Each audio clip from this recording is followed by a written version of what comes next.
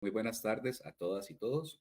De parte del Centro Agenda Joven en Derechos y Ciudadanía de la Universidad Estatal a Distancia, les damos la más cordial bienvenida a este conversatorio titulado Transnacionalización del Sistema Educativo Costarricense, la Organización para la Cooperación y el Desarrollo Económico, OCDE, y la hegemonización del ideario neoliberal en las políticas educativas. El propósito de este capítulo es abrir una reflexión crítica sobre cómo organismos supranacionales, en particular la OCDE, han incidido en nuestras políticas educativas, impulsando un modelo que prioriza la competitividad, la estandarización y la mercantilización por encima de la educación como derecho humano. A lo largo de esta conversación exploraremos tres grandes temáticas. Primero, el contexto histórico del neoliberalismo y la globalización que enmarca la transnacionalización de la educación. Segundo, las políticas educativas y la transnacionalización de la educación en Costa Rica, para lo cual se particularizará en el caso de la OCDE. Y tercero, las implicaciones del neoliberalismo en la sociedad costarricense y las políticas educativas, para abordar la pregunta crisis educativa o crisis del modelo de desarrollo. Este es un espacio para debatir, cuestionar y también pensar alternativas desde una mirada crítica y latinoamericana que reivindiquen la educación pública como derecho humano. Para ello, tenemos como invitado al profesor Jainer Ramos Torres. Jamer es máster en Pedagogía de la Universidad Nacional, licenciado en Educación Cívica por la Universidad Estatal a Distancia, UNED, licenciado en Derecho y en la Enseñanza de los Estudios Sociales por la Universidad Americana de Costa Rica, UAM. Es egresado de la Maestría en Tecnología Educativa por la Universidad Estatal a Distancia, UNED. Actualmente es estudiante de la Maestría Centroamericana en Sociología de la Universidad de Costa Rica. También ha sido docente de la Escuela de Formación Docente de la Universidad de Costa Rica. Desde el año 2001 trabaja como profesor de estudios sociales. Ha sido asesor regional a partir de 2014. Se desempeña como asesor nacional de estudios sociales en la Dirección de Desarrollo Curricular del MEP. A partir de 2013, coordina y produce el podcast Huellas, los estudios sociales con pensamiento crítico, espacio dedicado a la divulgación y difusión de los estudios sociales y las ciencias sociales en Costa Rica, así como desde el año 2023 el espacio La Pizarra Podcast de la sección de educación primaria de la Escuela de Formación Docente Crucero. Bienvenido, Jaime, muy buenas tardes y muy agradecido desde el Centro de Agenda Joven por haber aceptado esta invitación. Pura vida, Raúl, muchísimas gracias a usted y a las compañeras y compañeros del Centro Agenda Joven de la UNED. Para mí es un placer compartir y conversar sobre estas temáticas que yo considero hoy por hoy son de suma importancia para comprender y tratar de incidir en el sistema educativo y en las prácticas pedagógicas cotidianas y en lo que significa para el desarrollo del país. Muchísimas gracias. Bueno, de nuevo agradecerle, Jamer. Bueno, estamos, como se llama el título del cafetico, ¿verdad? Transnacionalización del sistema educativo costarricense, la OCDE, y la hegemonización del ideario neoliberal en las políticas educativas. Tal vez para contextualizar un poco cómo es que se da todo este proceso, podamos entrar en una reflexión, en un contexto, digamos, del contexto histórico y social en el cual se ubica este proceso de transnacionalización del educativo, hablar un poco, digamos, cómo han incidido en esto las políticas neoliberales y la tendencia económica de la globalización, ¿verdad? Tal vez Jaime ahí, que sabemos que ha estudiado estos aspectos en fondo, nos pueda profundizar un poco. Muy amable, Raúl. De nuevo, el agradecimiento y a las personas que tienen la gentileza de escucharnos y vernos, pues también. Claro, el contexto es fundamental. El contexto histórico-social es determinante en este sentido porque nos permite, pues, ubicarnos y comprender las características. Es decir, cuando decimos que la OCDE tiene una injerencia en el sistema educativo costarricense y que trata de hegemonizar el ideario neoliberal, pues tenemos que comprender al menos tres conceptos fundamentales. Entender qué es el neoliberalismo y qué es cuáles son esas ideas o esa racionalidad que intenta permear a través del sistema educativo, entender el concepto o el proceso histórico de la globalización y, por otra parte, también comprender qué implica el proceso de transnacionalización de lo educativo. Entonces, eh, empecemos por el neoliberalismo. El neoliberalismo ha sido un concepto muy debatido, incluso negado por algunos sectores conservadores y de derecha, pero realmente el neoliberalismo existe como un proceso histórico, como un conjunto de ideas, como un proyecto político, económico, cultural. Algunos dirían, como Fernando Escalante, que incluso un proyecto antropológico, y varios autores se han dedicado a reflexionar sobre esto. Por ejemplo, el caso de David Harvey, que plantea que el neoliberalismo es una especie de acumulación por desposesión. Foucault, que hablaba de que es una forma de gubernamentabilidad en cuanto a que trata de, digamos, configurar un sujeto empresario de sí mismo. Y a partir de aquí se va a ir definiendo una serie de aspectos que van a caracterizarlo. Una autora que realiza una crítica interesante es Wendy Brown, que habla de que el neoliberalismo, y creo que en eso coinciden la mayoría de autores, es contrario o trata de eliminar los escollos que en el proceso de acumulación del capital le puede generar la democracia y la institucionalidad. Entonces, ahí vamos a ir viendo una serie de características. Em, una de las características esenciales y que muchas veces no se toma en cuenta es que el neoliberalismo no es enemigo del Estado. Todo lo contrario, el neoliberalismo, uno de sus principales premisas filosóficas y sobre todo pragmáticas, políticas, es el establecimiento de un Estado fuerte, pero un Estado punitivo, un Estado que se refuncionalice en función de los intereses de la acumulación transnacional, de la acumulación global, que vamos a ir viendo posteriormente. Entonces, por ejemplo, Bacán habla de que el neoliberalismo produce un Estado punitivo, un Estado centauro, ¿verdad? Un Estado policial, diría William Robinson. Eh, por ejemplo, autores como Lenken plantean que, si bien es cierto, el neoliberalismo trata de establecer una nueva racionalidad política y que para eso, pues, es necesario sistemas educativas, políticas públicas en general, pero particularmente y sobre todo políticas educativas que traten de reproducir o instalar, generar un sentido común, hegemonizar estas ideas del neoliberalismo como tal.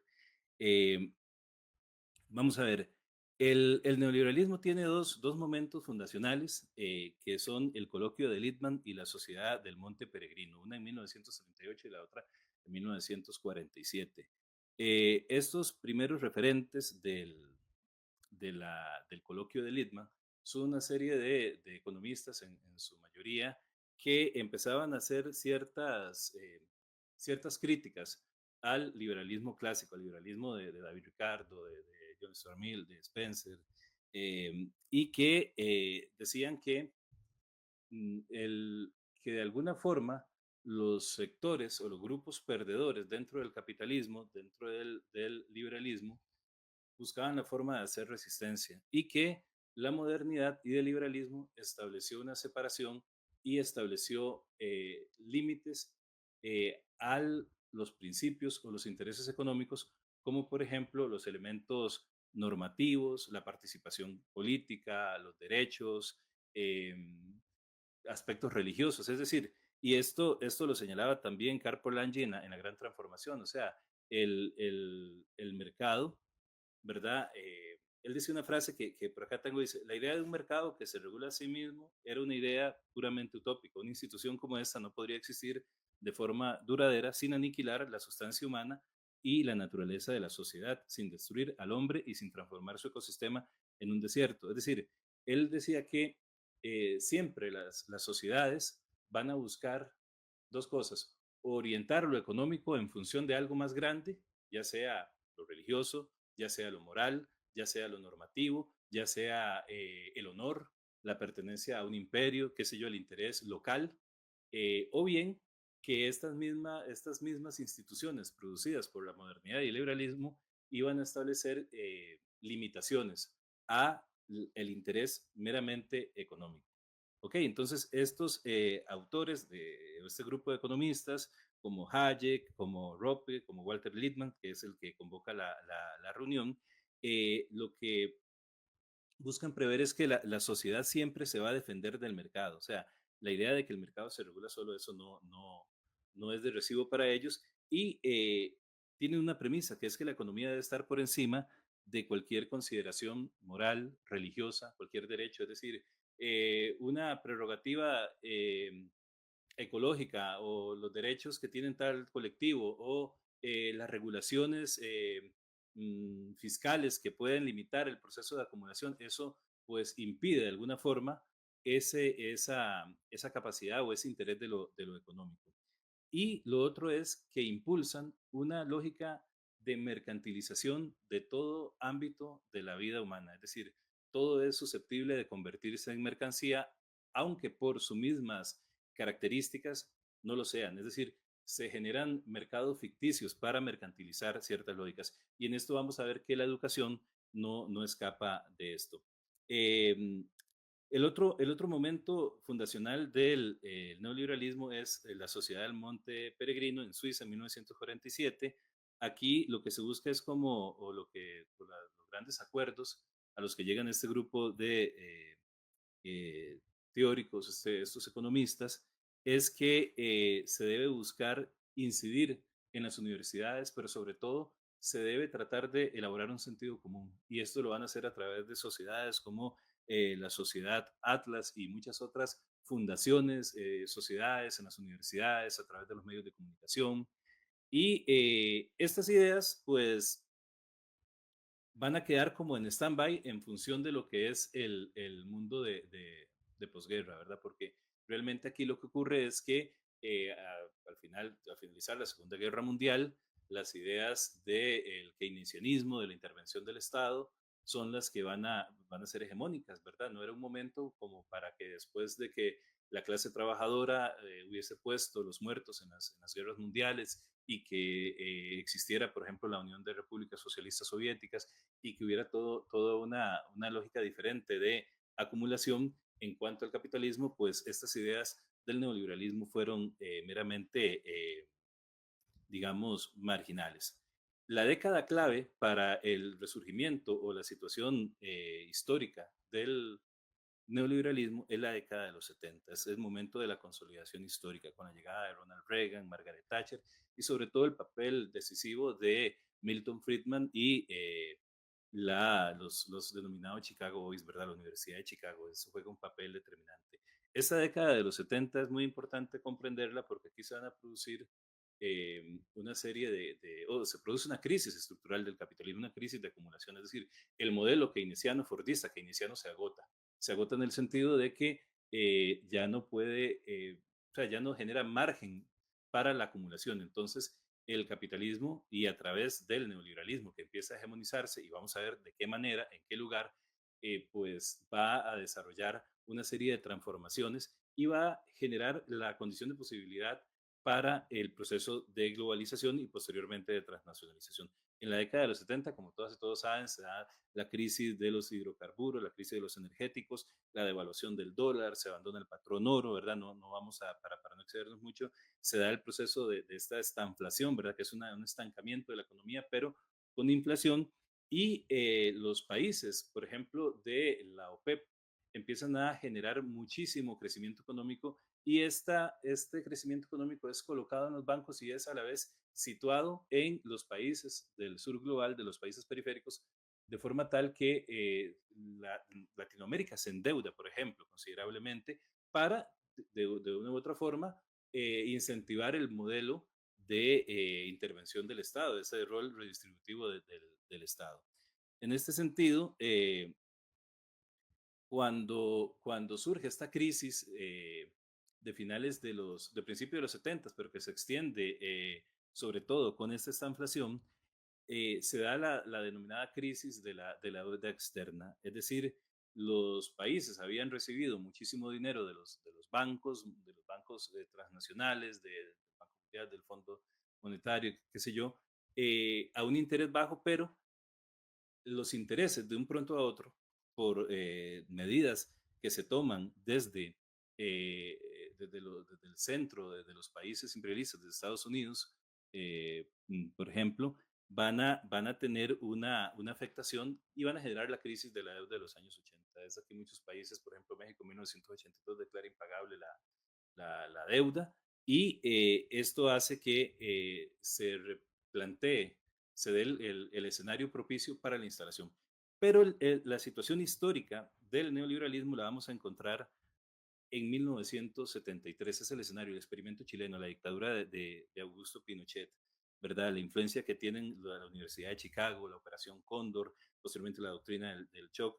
Eh, es en una dictadura militar en donde el neoliberalismo va a tener un escenario ideal. Y ahorita vamos a ver por qué decimos que un escenario ideal.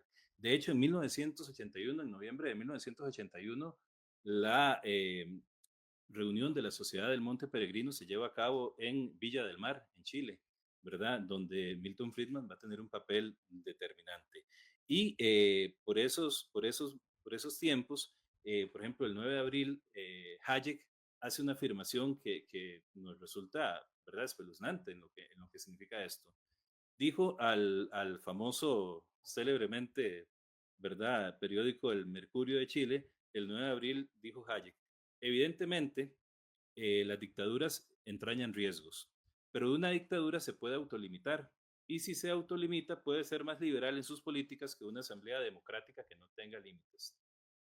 La dictadura puede ser la única esperanza, puede ser la mejor solución a pesar de todo. Es decir, encontraron en una dictadura, es decir, en un escenario en donde los derechos de las personas de la sociedad civil, donde la institucionalidad, donde las premisas de lo cultural, de lo normativo, de lo democrático, de la participación, no estorben al proceso de acumulación. Entonces, es por eso que podemos situar en este momento el surgimiento histórico, la consolidación, pero es en la década de los 80 que con las políticas por ejemplo, de Paul Volcker en Estados Unidos, en la Reserva Federal, se generan. Quizás Ujú, ahí un poquito para retomar algunas ideas, ujú, me parece muy importante y muy valiosa toda esta explicación del contexto histórico, social, político, económico en que se surge el neoliberalismo, ¿verdad? Eh, muy particular esta cita que nos acaba de leer, ¿verdad? Y muy llevada a nuestro contexto actual, ¿verdad? En las actuales, digamos, formaciones políticas latinoamericanas, ¿verdad? Que están tendientes de nuevo a visualizar, digamos, o a ir, digamos, al menos discursivamente hacia sociedades más autoritarias de lo que hemos visto en los años 90 y a inicios de este siglo, ¿verdad? Hay un factor importante que usted está mencionando, que es que digamos, que el ideario neoliberal se hegemoniza, ¿verdad? Y a través del sentido común, ¿verdad? Que se instala un sentido común neoliberal, ¿verdad? ¿Qué es la particularidad de estos aspectos? Digamos, de cómo se lleva a cabo este proceso, digamos, cuáles son sus principales rasgos, ¿verdad? Para retomar luego la discusión sobre la transnacionalización en el ámbito propiamente educativo. Jamer, hay unos par claro, de minutos claro. a eso. Sí. Sí, no, muy brevemente por el tiempo y me disculpo por extenderme.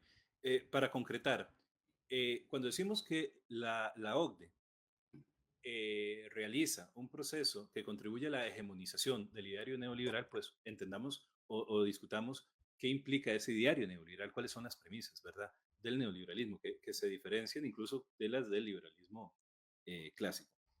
Por ejemplo, muy concretamente, el mercado es la única solución posible para la obtención de un orden económico, de un equilibrio económico, ese famoso equilibrio económico. Se pretende mercantilizar toda la vida social individual, es decir, todo es susceptible de ser mercancía, todo tiene un precio, todo tiene que regularse en función de la libertad del establecimiento de los precios. Se buscan trasladar los recursos públicos al sector privado. Se busca privatizar las ganancias y socializar las pérdidas, como vimos en la crisis de 2008 y como hemos visto en innumerables situaciones en que acuden los estados con fondos de los contribuyentes, con fondos públicos, a tratar de rescatar la situación de crisis económica o de crisis que vive el sector privado. El neoliberalismo es doctrinario, es decir, durante los más de 30 años que lleva implementándose de forma hegemónica, los resultados que promete no se han logrado, pero no admite discusiones más. Muchas veces las mismas crisis reafirman. Hay un autor norteamericano que dice que tiene un libro que se llama No dejemos que una crisis estropee como algo de la ganancia, algo así. Lo estoy citando mal, pero lo que viene al caso es que realmente la crisis provocada por el mismo neoliberalismo, es decir, el fallo histórico del neoliberalismo, lo que hace es que sus adeptos sigan creyendo que hacen falta medidas todavía más neoliberales. el neoliberalismo es incompatible con la democracia, o por lo menos le estorba bastante. Es decir, si hay un proyecto hotelero, pero ya hay una regulación para proteger los recursos naturales, una regulación ambiental, eso me estorba. Ah, pero es que yo quiero impulsar tal medida, pero en el debate parlamentario, en el debate en nuestro caso, de la Asamblea Legislativa, ya hay diferentes grupos representados porque la diversidad de la democracia implica eso. Entonces, realmente, pues ahí eso me estorba. Es decir, ahí se buscan formas y la transnacionalización, como lo decía William Robinson, viene a jugar un papel determinante en este sentido. Eh, Y ahí, don entonces, ujú, Jaime, tal vez podemos empezar un poco a discutir, digamos, eh, cómo se puede definir el concepto de transnacionalización y cómo afecta esto el ámbito educativo, en particular el ámbito educativo costarricense y sus ujú. políticas educativas. Ok, de forma muy concreta, la transnacionalización es un proceso que está ligado a la globalización y la globalización está ligado a la forma en que el capitalismo reinventa las condiciones para la acumulación.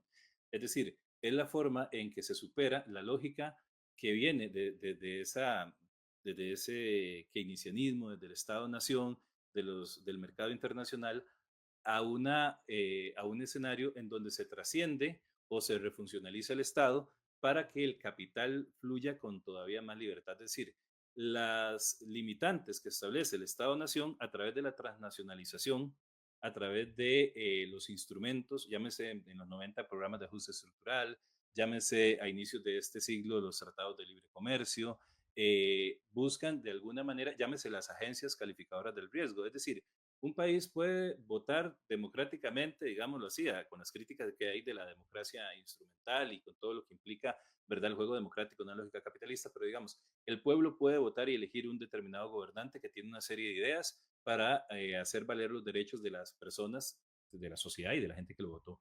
No obstante, hay una agencia calificadora del riesgo que dice que esas decisiones que está tomando con la soberanía que se supone tiene el Estado-Nación, que tiene la democracia, que tiene el pueblo soberano, pues no son compatibles con los modelos de acumulación transnacional y neoliberal, entonces le doy una baja calificación. ¿Qué hace eso? Que los préstamos o las ayudas internacionales, sobre todo que tienen los países del sur global, estén comprometidas a la obediencia ciega a esto. La transnacionalización funciona, decía William Robinson, a través de la producción transnacional, es decir, la deslocalización. Un carro se produce en diferentes lugares del mundo de acuerdo a los intereses de ese capital transnacional, a una élite transnacional, ¿verdad? Y sobre todo hay un Estado refuncionalizado que es un Estado transnacional, un Estado que opera, si bien con élites y capitales nacionales, pero también con élites y capitales nacionales vinculados al capital transnacional, que lo que permite es vamos a ver, un mayor margen de ganancia, de acumulación y sobre todo y respetar o, digamos, eludir los mecanismos de control que los estados y las sociedades tenían. Entonces, esto a nivel de la educación también viene a jugar un papel importante, porque al refuncionalizar el Estado y al generar un modelo productivo transnacional, se requiere, y aquí es el punto de este cafetico, una educación que contribuya a la formación de una mano de obra, de unas personas que se inserten y otras, ojo, otras que van a quedar al margen de esa producción transnacional. Y es aquí donde las instancias supranacionales van a jugar un papel determinante, ¿verdad? Hay una cita de Jessop que sirve para concretar esto, que dice, el Estado constituye un espacio estratégico para la globalización, no solo porque en él se encarna la capacidad de cumplir los objetivos específicos gracias a la centralización del poder coercitivo, sino también que ofrece un dominio donde es posible articular las estrategias de acción colectiva, ¿verdad? Yo creo que eso es determinante, comprender que a la globalización no, o el neoliberalismo o ese proceso de transnacionalización no es que no le sirva al Estado, no, le sirve un Estado punitivo, es decir, un Estado que refuerce su aparato militar, su aparato policial, eh, decía Escalante que la misma cantidad de policías que se ocupan para que un producto entre al país se requieren para que garantizar que un producto salga. Es decir, el Estado se ocupa, ese poder coercitivo del Estado, para garantizar los flujos de la producción, la acumulación de estas élites, y en esto lo educativo juega un papel determinante. Eh, Quizás hay, ahí, Jaime, ahí uh, tal vez podemos puntualizar, digamos, cuáles son eh, las principales características del proceso de la transnacionalización en las políticas educativas. ¿Y qué implicaciones tiene esto para el sistema educativo costarricense? Muy bien. La transnacionalización educativa en Costa Rica concretamente viene ocurriendo desde los 90 con los programas de ajuste estructural. Aquí, por ejemplo, el Banco Mundial jugó un papel determinante porque toda la lógica, y lo vamos a ver por un tema de omisiones. Es interesante ver cómo lo que no se dice o a lo que no se le presta atención es generalmente aquello a lo que se quiere de alguna forma limitar o cuestionar o simplemente que no es de interés eh, precisamente para estas élites. El Banco Mundial vino a jugar un papel determinante y el Fondo Monetario Internacional con los programas de ajuste estructural, ¿verdad? Reformas educativas pensando en la eficiencia económica, es decir, el principio de lo educativo ya no es lo humanístico, lo cultural, la transformación, la movilidad social, sino que empezó a operarse desde sus políticas educativas con una lógica de eficiencia económica. Se instalan las evaluaciones estandarizadas, que es todo un tema hoy en día. Ojo al informe del Estado de la Educación, ¿verdad? Y ahora voy a leer una cita de un artículo muy interesante de William Robinson sobre el tema de lo que ocurre, desde lo que ocurre hace como 10 años en Estados Unidos y más con respecto al tema de la privatización o la separación del ámbito estatal de la macroevaluación, con muy buenas ideas o con muy buenas intenciones. Pero, ¿qué ocurre? Se establece que la educación básica, la educación primaria, es la prioridad y se busca paulatinamente el proceso de privatización de la educación secundaria y de la educación, sobre todo de la educación superior, ¿verdad?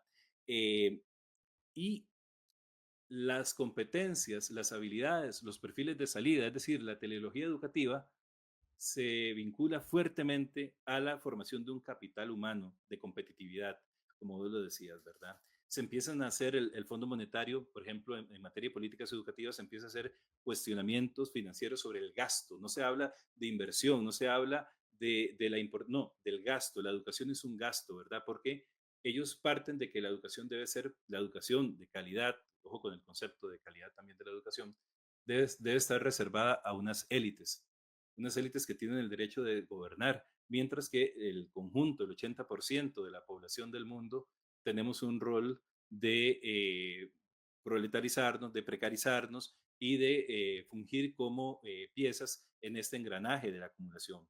Entonces, se establece algo que todavía y que hoy por hoy se concreta en la regla fiscal, un equilibrio fiscal sobre la inversión social. El Fondo Monetario afecta. Veamos lo que pasó en 1995 con las pensiones de las compañeras y compañeros educadores en Costa Rica. ¿Verdad? Son parte de esta lógica de la transnacionalización. Una precarización docente y ampliación de las brechas. Y en ese sentido común, una de las principales premisas del neoliberalismo es que hay una supremacía moral y técnica de lo privado sobre lo público. Entonces, a través de los medios de comunicación durante años, se ha insistido, el funcionariado público es pésimo, es malo, es deficiente, lo mejor está en lo privado. Durante años se insistió con esa idea al punto de que se internalizó y hoy por hoy en la sociedad costarricense ese sentido común se ha logrado, pero en parte funciona porque se ha tratado de afectar, precarizar, congelar salarios, abarrotar de carga administrativa a las personas docentes. Es decir, la educación, y lo decía Freire, es el espacio que puede ser liberador para los pueblos oprimidos, para las personas que sufrimos la opresión. Claro, entonces, denigrar, cuestionar, criticar de una forma peyorativa, ¿verdad? Sin crítica constructiva, al magisterio, es una forma para reproducir esta lógica de que lo privado es lo mejor. Y esto ha ocurrido, por ejemplo, más cercano al momento en que estamos viviendo la UNESCO, y yo te decía previo a esa entrevista que cuando uno lee, digamos, la página de la OCDE o los informes de la OCDE o la UNESCO, todo suena muy bien. Uno diría, qué progresistas, qué bien. Pero es el relato, es decir, hay un vaciamiento de contenido de las competencias. Y ahora lo vamos a ver con el pensamiento crítico, con una serie de habilidades que están pensadas para el empresariado, que están pensadas para esa producción transnacional. No un pensamiento crítico que es despolitizado, un pensamiento crítico que pierde toda reflexión sobre la situación de la desigualdad en Costa Rica, etcétera, etcétera. Entonces, vamos a ver que, por ejemplo, ATC 21 es otra de las instancias que han incidido en esta transnacionalización o esta hegemonización del ideario Quizás neoliberal. si le explicamos a las personas que nos siguen qué es el ATC 21 y un poco el El, contexto. Claro, el ATC 21 viene a ser la evaluación y las enseñanzas de las destrezas del siglo XXI, por sus siglas en inglés. Es un proyecto de investigación de carácter, digamos, consultivo, pero que tiene una profunda influencia, al punto que lo vamos a ver ahorita con ejemplo, impulsado por empresas transnacionales y instancias supranacionales, por ejemplo, Intel, Microsoft, Cisco, la UNESCO, la OCDE, ¿verdad? Que establece una serie de competencias, las competencias. Esto es interesante porque no da lugar para que los distintos pueblos, las distintas sociedades decidan de una forma dialógica, asamblearia, cuáles son las competencias que deben estar en esos perfiles de salida de lo educativo, sino que nos las dan hechas. Estas son, y son competencias ligadas a la empleabilidad, al mercado, a la producción transnacional, a la eficiencia, a la competitividad. Es decir, lo educativo deja de ser importante. Veamos, por ejemplo, algo y que podemos ver en las últimas presentaciones del informe del Estado de la Educación, que hay una, siempre, y no digo que esté mal, una prioridad por reflexionar sobre las matemáticas, sobre las lenguas y sobre lo que llaman STEAM, ¿verdad? La ciencia, la tecnología, y que no está nada mal, pero generalmente no aparece en las ciencias sociales, la filosofía, ¿verdad? Porque son las áreas que cuestionan y que no son tan funcionales para la lógica de acumulación transnacional. Es decir, ¿por qué un área como la filosofía no se enseña desde la educación primaria? Imagínense el tipo de sociedad que tuviésemos. Por qué no tenemos teatro, artes plásticas con mayor presencia en los currículos? ¿Por qué no tenemos las ciencias sociales con mayor preponderancia? Porque son las asignaturas, las áreas que realmente tienen como objeto de estudio el análisis de la realidad social, política, y que puede generar ese pensamiento crítico que no es funcional para una lógica del mercado transnacional. Con esto no quiero decir que las otras áreas obviamente son esenciales, fundamentales, hay que fortalecerlas, todo lo que sea innovación, tecnología, investigación, las matemáticas, desde luego, es decir, la ciencia en general. Pero ojo con esto, quiénes se omiten y quiénes están más visibles en los informes, en las reflexiones y sobre todo en el interés. Veamos lo que mide PISA, por ejemplo, de la OCDE: matemáticas, español, ciencias y ya. Lo otro no importa. O no es que no importa, por lo menos no se visibiliza en ese sentido. Es muy claro, Jamer, que en los últimos años este discurso que usted nos está, digamos, exponiendo ha calado profundamente en la sociedad costarricense y ha sido, digamos, el eje articulador de las políticas educativas. Tanto así que, por ejemplo, ahora cuando se negocia el FES, los rectores representados en el Consejo Nacional de Rectores, CONARE, pues tienen que demostrar, digamos, cuántos y cuántos estudiantes están matriculados en carreras STEAM y además cuántos son personas egresadas de esas carreras, ¿verdad? Es decir, hay una colocación, digamos, de que hay una prioridad en cierto tipo de áreas, ¿verdad? Y que la educación debe centrarse en esas áreas porque son las que ocupa el mercado de trabajo, ¿verdad? Son las que ocupan el gran capital eh, para, digamos, seguir apropiándose, ¿no? De la riqueza que producimos en los países del sur global, ¿verdad? Y seguir también, digamos, fortaleciendo de alguna u otra forma nuestro papel en esta economía, digamos, globalizada, ¿verdad? Que es a todas luces un papel desventajoso, ¿verdad? Si lo comparamos con las economías del norte global, ¿verdad?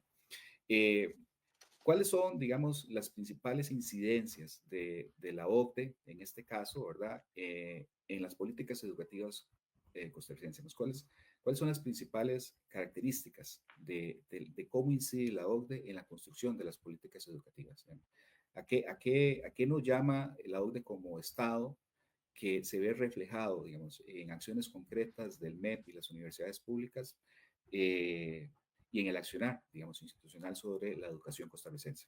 Gracias. Sí, antes de contestar esta pregunta que es fundamental, quiero leer una breve cita de un artículo muy interesante por ahí del 2014 que se llama El capitalismo global y la reestructuración de la educación, la lucha de la clase capitalista transnacional por suprimir el pensamiento crítico, un artículo de William Robinson.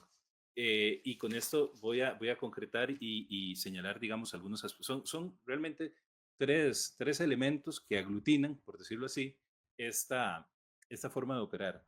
Eh, Dice, la reestructuración neoliberal y sobre todo la privatización abre los sistemas educativos al capital transnacional, tanto como un nuevo espacio para la acumulación como un grupo de expertos para el propio capital. El capital transnacional ha invadido la universidad y el sistema educativo en todos los sentidos, desde convertir la educación en una actividad lucrativa hasta encargar y apropiarse de investigaciones, generando simultáneamente una nueva e importante fuente de especulación financiera, y habla de préstamos educativos y habla de una lógica. O sea, como la OCDE en su página señala algo muy interesante para referirme a esto. Empieza así, la educación es la base para mejores empleos. Así inicia digamos, la presentación del apartado de la OCDE para la educación. Es decir, la OCDE piensa la educación para la empleabilidad. Y no es que esté mal. Vamos a ver, nadie está en contra de que se generen mejores empleos, pero las fórmulas y el tipo de empleo y la lógica que hay esconde una manera de reproducir la lógica de desigualdad. Costa Rica en 2014 era el país menos desigual perdón, en la década de los 90, Costa Rica era el país menos desigual de América Latina. Para 2014-2015 se convierte en el noveno país más desigual del mundo. Es un fracaso absoluto de las políticas neoliberales. Y eso tiene que ver, y eso incide en lo educativo, incide en los ambientes de las familias, en los ambientes escolares, en el acceso, en la exclusión, en muchos otros factores. La OCDE tiene una cantidad enorme de programas. A la OCDE le interesa muchísimo la educación. Tiene programa de políticas de educación y habilidades que son monitores que vigilan, que regulan, que sugieren, pero que de alguna forma imponen estas lógicas. Vamos a ver, concretamente, para el año 2017, año en que viene a consolidarse la política educativa y curricular vigente, la OCDE establece una serie de recomendaciones, ¿verdad?, que van a cumplirse a rajatabla en la política educativa. Desarrollar estándares profesionales para el docente, es decir, aplicar una lógica empresarial y no se habla de mejorar las condiciones, la infraestructura, la cantidad de estudiantes, la carga, digamos, el tema salarial, la valoración sociocultural, social, económica del docente, sino de establecer estándares. Todo es estandarizado, todo tiene que ser medido, ¿verdad? Y que esto a la vez produce una manera de controlar la actividad del magisterio, que siempre históricamente en América Latina ha sido quien se oponga a través de la lucha social a este tipo de cosas. Fortalecer la capacitación inicial y reclutamiento de docentes, ok, eso está muy bien. Establecer un marco para la evaluación docente, marco de cualificaciones. Rediseñar las evaluaciones nacionales estandarizadas. Vea lo que hemos visto con, bueno, las pruebas PISA, ya son un ejemplo de eso, pero a través de la discusión que hay hoy en día con el tema de la macroevaluación. Las famosas pruebas FARO, las pruebas comprensivas que se elaboraron sin ningún tipo de criterio técnico, estas pruebas estandarizadas vienen desde esa lógica. Ahora, hay algo que aquí llama la atención con respecto a este tema y que lo hemos discutido en otros espacios. El informe del estado de la educación hoy por hoy habla de alguna forma, privatizar el ejercicio de macroevaluación que ha estado en el Ministerio de Educación Pública y que se hace con el criterio de personas expertas y que de alguna manera tiene una lógica de lo público, de la educación para la sociedad.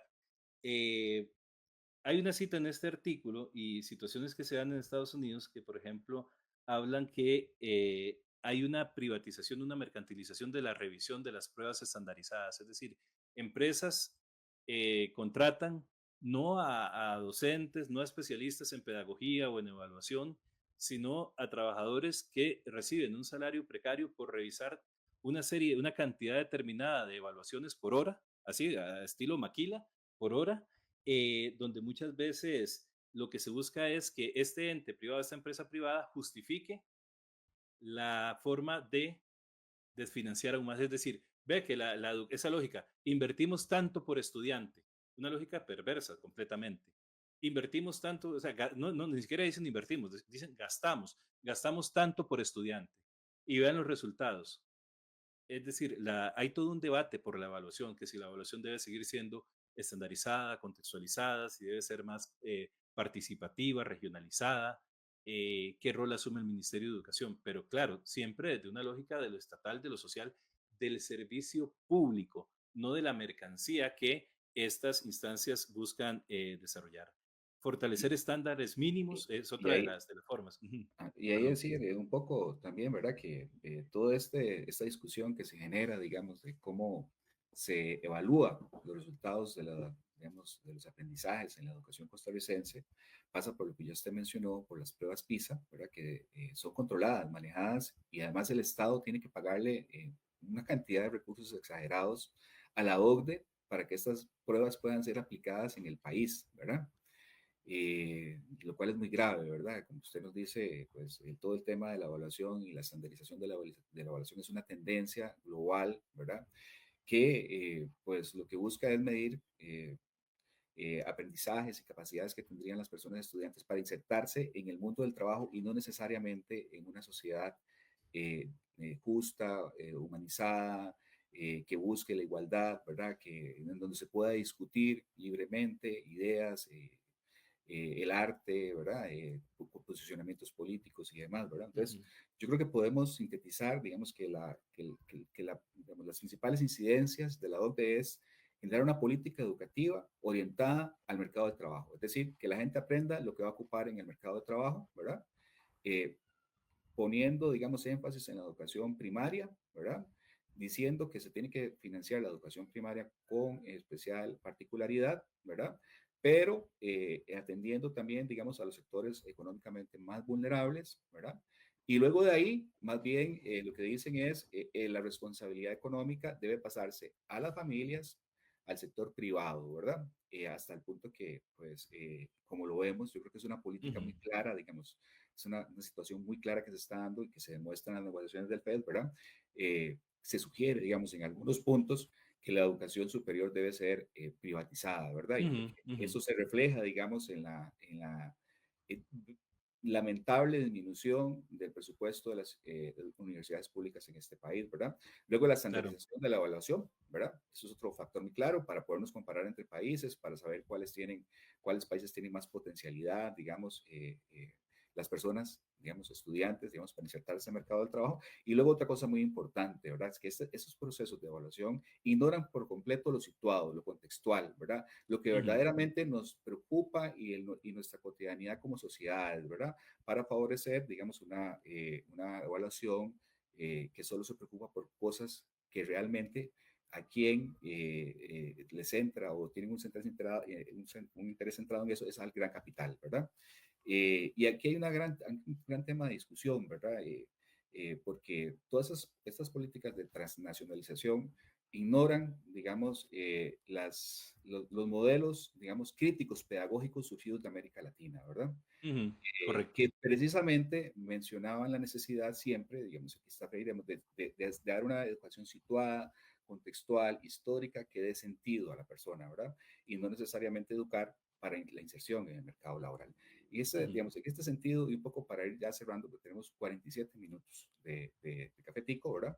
Yo quisiera preguntarle, digamos, sobre sus reflexiones finales acerca de la situación del sistema educativo costarricense, ¿verdad? ¿Cuál es el margen de acción del magisterio y la sociedad civil? ¿Y cómo pueden los movimientos pedagógicos latinoamericanos contrarrestar la influencia de la OCDE y recuperar, por decirlo de alguna forma, la soberanía educativa de nuestro país y de la región en general, ¿verdad? Ujú. Sí, antes de contestar eso y de forma muy breve, porque sé que el tema es amplio pero hay algo que vos decías sobre el tema de la educación superior y su proceso de privatización. La OCDE señala que se supedite la inversión, o sea, ellos dicen el gasto en la educación superior a los intereses, al modelo de desarrollo del país, es decir, está entrando en contra de la autonomía universitaria, es decir, la universidad en las sociedades pensadas desde Córdoba en 1918 están pensadas para ser un contrapeso en la democracia, es decir, una instancia de crítica que pueda, valga la redundancia, que pueda ofrecer alternativas a los gobiernos de turno, a los modelos, es decir, que funcione de esa forma. Pero no, lo quieren hacer, quieren reorientar y fiscalizar y controlar. Veamos toda la discusión del FES, por ejemplo, en eso. A modo de reflexión finales, porque yo sé que No, el tema... y hay agregar, digamos, que es una particularidad, digamos, de las últimas negociaciones del FED, ¿verdad? Que desde el Mideplan, que es otra característica, ¿verdad? Ujú, a eso me refería exactamente. De Ujú. las políticas, digamos, educativas impulsadas por la OCDE y todos estos organismos supranacionales, ¿verdad? Que la educación tiene que estar supeditada no solo al mercado de trabajo, sino a un proyecto económico, digamos, que es de élite, ¿verdad? No es un proyecto económico democrático, ni mucho menos, ¿verdad? Y desde mi plan se llevó y se puso en la mesa de negociación del FES, por ejemplo, que las universidades públicas tenían que ser evaluadas por una serie de indicadores, ¿verdad? Y eso se permitió y ahí está, ¿verdad? Ahí está. Entonces ahora cada vez que se sientan a negociar, pues está el tema de los indicadores, cuántos estudiantes tenemos en carreras tales y tales, cuántas personas graduadas, cuántas personas becadas, ¿verdad? Etcétera, ¿verdad? Y muy preocupante también, digamos que eso es un discurso que viene no precisamente de este gobierno, sino viene del gobierno anterior y que Ah, ya anda claro. ahí, digamos, ¿verdad? Que es que lo que usted acaba de decir, digamos, la educación superior pública debe estar focalizada no, digamos, en un plan de desarrollo propio de las universidades, sino en un plan nacional de desarrollo. Y eso sería gravísimo porque la autonomía simplemente desaparecería, ¿verdad? Simplemente desaparecería. Y por ahí también pensar un poco, digamos, cómo debilita la autonomía el escaso financiamiento universitario público que se ha logrado en los últimos años. Quería hacer esa intervención antes de su cierre, Jaime, Ujú. para ya abordar un poco esto, digamos, sobre cómo estamos, su valoración final y qué podemos hacer, ¿verdad? Como antes lo planteamos. Sí, yo creo que estamos en un momento histórico en donde la educación debe ser un tema esencial. Siempre lo tiene que ser, pero hoy por hoy mucho más en el contexto electoral que estamos, pero no solo, más allá del contexto, que tiene que ser una reflexión que tenga que ver con las familias, con las organizaciones de base, con las personas, con las trabajadoras, con los trabajadores. Hay varias preguntas que podemos hacernos para finalizar con preguntas abiertas, ¿verdad? No, no decir, bueno, aquí venimos a decir lo que no, sino que planteamos preguntas abiertas y algunos dilemas que yo creo que hoy por hoy nos pueden servir para orientar ese marco de acción que la tradición de lucha latinoamericana, la pedagogía crítica, el magisterio, etcétera, nos puede servir. Hay que preguntarnos cómo han afectado estas políticas neoliberales la calidad de la educación, qué implicaciones ha tenido la implementación del TLC en el acceso a la conectividad de los hogares costarricenses, sobre todo en este contexto de pandemia, qué relación tiene el acelerado proceso de precarización, empobrecimiento, desempleo, precarización, informalidad, el empleo, 45% de los costarricenses, de las personas trabajadoras están en una condición de informalidad. ¿Cómo afecta esto el ambiente de aprendizaje de las niñas, los niños, los jóvenes en Costa Rica, ¿verdad? Algo fundamental que nunca se toca ni en los informes del estado de la educación y generalmente pues debería ser algo que nos involucre a todas y todos. ¿Qué incidencia han tenido las políticas de estímulos fiscales y las leyes de exoneración fiscal a las grandes capitales en Costa Rica, propios y foráneos, en el presupuesto educativo? Es decir, veamos, el Estado de la Nación dice, hemos dejado de invertir. Sí, pero ¿cuáles son las causas estructurales de eso? ¿Por qué hemos dejado de invertir? ¿De dónde podemos obtener los recursos? ¿Verdad? ¿Cuánto es la evasión y la ilusión fiscal en relación al PIB en este país, considerado por muchos un paraíso fiscal? ¿Cuál es el impacto de esta ilusión? ¿Verdad? ¿Qué relación tiene analizar en las investigaciones que hace el informe del Estado de la Educación, por ejemplo, desde una crítica constructiva, la incidencia que tiene la desigualdad en las regiones, en la infraestructura de los centros educativos, que son temas que se tocan, pero sobre todo verlo, no solamente porque, y esto sí no quiero dejarlo pasar, en el 2021, cuando se dio el tema del apagón educativo, se situó en lo coyuntural, se dijo, el problema de la educación, el apagón es por la huelga del 2018, cuando se estaba luchando en contra de una reforma fiscal que iba a empobrecer, precarizar, hacer más desigual, hacer más injusta la vida de las familias más pobres, las familias trabajadoras de este país. Y entonces, a modo tenemos desafíos importantes. Hay que dignificar y revalorizar socialmente a las personas educadoras. Debemos aumentar, eso está todo, yo creo que hay un acuerdo de los sectores por lo menos más críticos y progresistas en cuanto a una inversión pública en el sistema educativo. Vincular a la sociedad, es decir, la familia, las comunidades, las instituciones. Hay que tomar en cuenta, y no desde una perspectiva de mercado, sino desde una perspectiva humanista pedagógica, curricular, los procesos de selectividad y formación inicial, y me refiero sobre todo al tema de las universidades privadas, ¿verdad? Porque, oiga, ese modelo de las universidades privadas es el que desearían estos neoliberales, ¿verdad? En donde a los profesores se les paga muy, muy poco, están precarizados, donde la visión es más que todo técnica, operativa, instrumental, casi no hay espacio, muy poco espacio para lo humanístico, para la extensión universitaria, para la investigación, ¿verdad? Salvo excepciones puntuales, pero la mayoría de las universidades no cuenta con estos programas de las universidades privadas. O seguimos con el austericidio neoliberal, o buscamos una inversión estratégica, o mantenemos en la elaboración de políticas educativas y curriculares una hegemónica visión globalizadora transnacional, o buscamos articular espacios de participación de las comunidades, de los pueblos primigenios, de los distintos sectores, de los colectivos, de las comunidades, y sobre todo la presencia de las profesoras y los profesores, de las maestras y los maestros en la elaboración de la política, pero con un papel activo, protagónico, porque es la realidad de lo que ocurre en el aula, es decir, la democratización y la confluencia de todas las opiniones. O seguimos individualizando la responsabilidad en las personas docentes, en las huelgas, es decir, criminalizando o generando culpa en la protesta social, que es un derecho humano, ¿verdad? Una de las preguntas que nosotros nos hacíamos en el contexto del informe del 2021 y del debate por la educación es que eh, si hay un conflicto social, ¿acaso el magisterio no tenía derecho a utilizar los mecanismos legales de derecho internacional, de derecho fundamental, de derecho constitucional para dirimir los conflictos? ¿Acaso la democracia no es algo conflictivo que se dirime por una normativa dentro del juego capitalista, si se quiere, pero que están hechos y que están aprobados para hacerlo? O sea, y que entonces eso, en lugar de perjudicar, más bien buscaba beneficiar, ¿verdad? Y establecer una autonomía y flexibilidad curricular para el ejercicio de las prácticas educativas, es decir, no visualizar a las personas educadoras como meros técnicos que implementan un currículo de manera irreflexiva, sino más bien dotar de autonomía, de flexibilidad y de generar las condiciones materiales para poder hacer una pedagogía. Porque nuestros programas de estudio, nuestras políticas educativas y curriculares tienen en sus escritos, en sus textos, cosas muy loables, muy aplaudibles, metodologías, visiones de lo pedagógico, reflexiones epistemológicas. Claro, pero luego vamos a la realidad del salón de clase, con bajos salarios, con infraestructura totalmente, ¿verdad?, en un estado lamentable, con una sobrecarga laboral, administrativa enorme para la persona docente, que de esto esta casa de enseñanza, el compañero Olman Bolaños hizo una investigación sobre la sobrecarga laboral que hubo en el contexto de la pandemia, para que luego se dijera que es que en la pandemia los profesores no trabajaron y las profesoras no trabajaron, ¿verdad? Entonces, eh, debe haber un replanteamiento de lo de las humanidades, de lo filosófico, de lo cultural, de lo artístico, a la par de alguna forma, lo que viene a ser una lógica del mercado, una lógica que solo limita lo educativo. Es que el problema no es que la OCDE nos diga que de esta forma podemos ser mejores empleados de las transnacionales. Todo eso está muy bien, pero no es la única visión, no debe ser la visión hegemónica.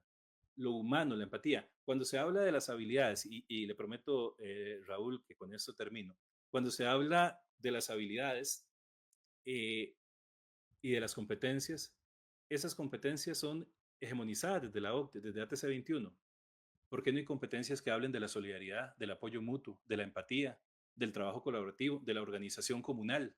¿Por qué no hay una competencia? Me explico. En los programas de estudio en educación cívica se habla de eso, en estudios sociales transversalmente se habla de eso y muchas otras asignaturas, pero no son la finalidad. ¿Por qué? Porque le dimos, al ingresar a la OCDE y todo el tema de la transnacionalización y lo neoliberal, le entregamos nuestra autonomía del establecimiento de políticas educativas y curriculares a instancias supranacionales que representan a una élite que William Robinson llama la élite del capitalismo transnacional, ese 1% que controla el 80% de la riqueza, ese 20% que controla la gran mayoría de la riqueza del mundo, la forma en que nos eduquemos. Y termino con una frase de Marx en la ideología alemana. Las ideas de la clase dominante son, en todas las épocas, y esta no es la excepción, las ideas dominantes. Y contra eso hay que establecer la resistencia desde lo pedagógico, desde la organización sindical del magisterio,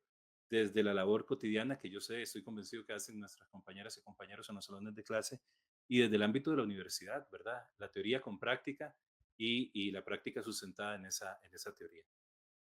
Y la organización solidaria, ¿verdad? De las personas trabajadoras es fundamental en Por todo este supuesto. proceso, como usted lo está mencionando, digamos, el proceso educativo tiene un gran actor, que son los docentes, las personas docentes que día a día afrontan la imposición de todas esas políticas, ¿verdad? Pero que también de alguna otra forma resisten y son críticas de la implementación de, de los nuevos programas educativos orientados únicamente por estas lógicas transnacionales, ¿verdad? Que ignoran, como usted bien argumenta, digamos, aspectos más sociales, culturales, humanísticos, ¿verdad? Y que, bueno, tenemos que organizarnos, luchar para efectivamente poner esto en discusión y volver a ganar terreno, ¿verdad? Yo le agradezco mucho, Jaime, creo que ha sido muy claro en su exposición. De nuevo, reiterarle el agradecimiento desde el Centro Agenda Joven en Derechos y Ciudadanía de la Universidad Estatal a Distancia por habernos prestado este tiempo tan valioso, ¿verdad? Y esta discusión, ¿verdad? Que sin duda puede seguir, ¿verdad? Y esperamos poder continuar con la misma en otro espacio. Muchísimas gracias. A usted las gracias, Raúl, por la invitación. Yo encantado y muchas gracias a las personas que tuvieron la amabilidad de vernos y escucharnos. Muchísimas gracias. Y a todas las personas que nos siguieron, agradecer haber escuchado este espacio. Y bueno, vienen más cafeticos. Eso este es un espacio ya regular dentro del Centro Agenda Joven. Muchísimas gracias.